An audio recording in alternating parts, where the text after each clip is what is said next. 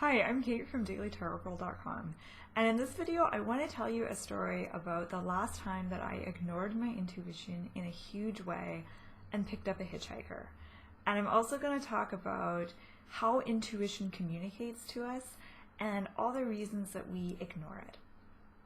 So a few years ago, me and my significant other were on vacation on a small island off the coast of BC, and we'd just finished a day hike. We'd hiked along a beautiful coastal trail, and we were heading back to our cabin that we'd rented, and we were on like a very remote part of the island. So we were on like an old deserted logging road, and we're driving along, and there in the middle of nowhere is this hitchhiker. And he looked like an old hippie, and he didn't have any luggage or anything like that with him. He had nothing. He was just this old hippie out in the middle of nowhere. And my very first instinct was to just keep on driving. And then my logical, rational mind kicked in, and I thought, oh, he's probably a local, and he's out for a day hike, and he has to get back. And he probably just hitchhikes all the time. This is probably normal, because we saw tons of locals hitchhiking on this island. And yeah, so I thought, I don't want to be that cold city person who just like drives on by. I should be helpful and not be so cold and callous. And so I said to my partner, I was like, what do you think? Should we pick him up? And he was like, it's your call. So I thought, oh, great. So I kind of thought about it for a split second. I didn't have much time because, I'm driving, I see him, and, my instinct was just like, fuck it, just like keep driving, keep going. But then the other part of me was like, no, I should do the right thing. I should be kind and nice and pick him up. So I pulled over and I picked him up, and he got in the car, and he was leaving the island. He wanted to get off the island, so he wanted us to take him to the ferry terminal. And the drive in total was like 20 minutes, and in that 20 minutes we learned 4 important things about him. So number one, his number one goal was to get back to see his doctor and get back on his meds. So he told us that he is on a ton of medication and he decided to stop taking them, and that was a mistake, and he has to get back on his meds. And the other thing we learned about him was that he was on the island to commune with the wolf packs, because he's part wolf and he has wolf DNA.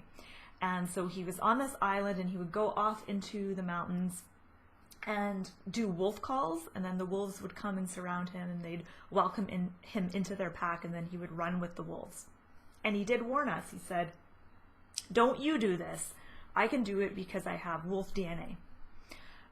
The other thing we learned about him was that, he kept telling me that some dark government agents were following me in a black SUV, and they were trying to run me off the road. And so he kept like nervously looking over his shoulder and saying, they're coming up behind you, they're going to run you off the road. And I would look in my rearview mirror, and there's like no other cars anywhere near us. And we noticed that he was bleeding from a big, huge wound, like a bite wound in his arm. So, as you can imagine, I spent the rest of the drive just like gripping the steering wheel, just praying that we wouldn't get murdered, that we would like make it out alive. And it ended well. So we dropped him off at where he wanted to go, and he was very polite to us, very kind, and very grateful for the ride. He thanked us profusely, and he left, and we saw him on his way. So I just remember breathing this big sigh of relief, and I was just so relieved, and I thought, I am never ever going to do that again. I am never picking up a hitchhiker again for the rest of my life. But what I thought was interesting about that story is that my intuition was talking to me. It was communicating with me, and it told me to just keep driving.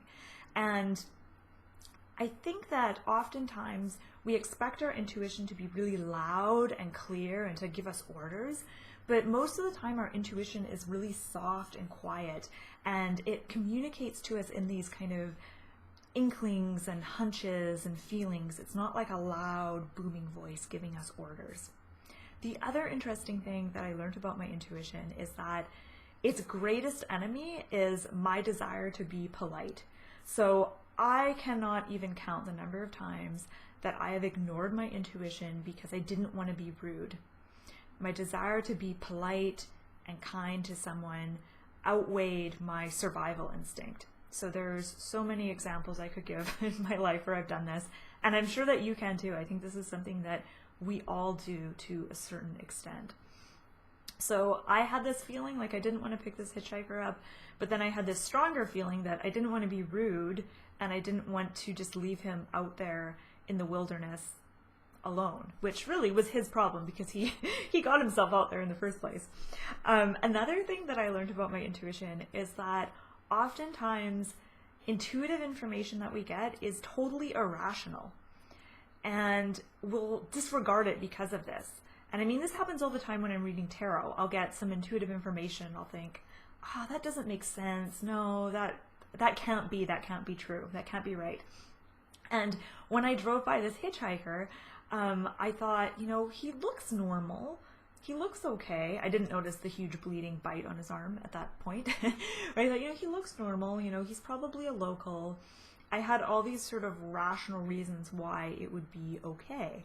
And oftentimes our intuition, it can see past appearances and it can see through, you know, quote unquote facts to the real, like, raw truth of a situation. And sometimes that raw truth of a situation doesn't make sense to us in the moment. And so we'll ignore our intuition because of this, to our own detriment. So how I always like to end my videos and saying, you know, how can we take this and apply it to reading tarot? And I think that when you're giving someone a reading, or if you're giving yourself a reading, be aware that when you get intuitive information, it can sometimes be irrational. It sometimes won't make sense. And it will sometimes be a little bit impolite. And I know I've held back on communicating certain bits of information in a reading because I thought, oh no, I don't want to offend this person. I don't want to upset them.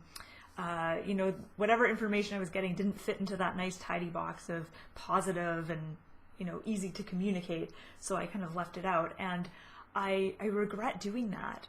And from now on, I've kind of made this oath to myself that I'm going to communicate what I get intuitively in, you know, the most positive, empowering way that I can, but I'm not going to hold things back because, you know, it doesn't make sense, or it's not 100% positive, or it's not totally polite. So I want to ask you, when was the last time that you ignored your intuition in a big way and regretted it? I can hardly wait to hear what you have to say about this. So please, if you feel like sharing, please feel free to share in the comments section below. And I just want to say thank you so much for watching.